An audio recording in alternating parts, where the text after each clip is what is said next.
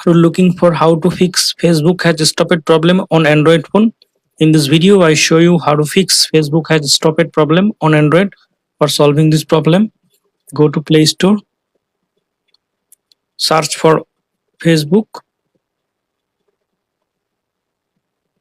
update Facebook to latest version,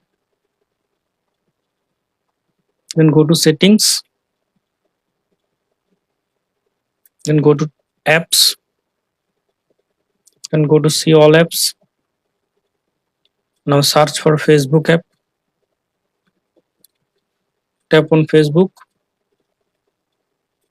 tap on force stop, tap on OK, tap on storage and cache, tap on manage space, tap on delete.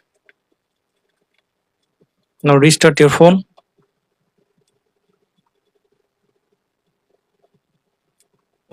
Now open Facebook app.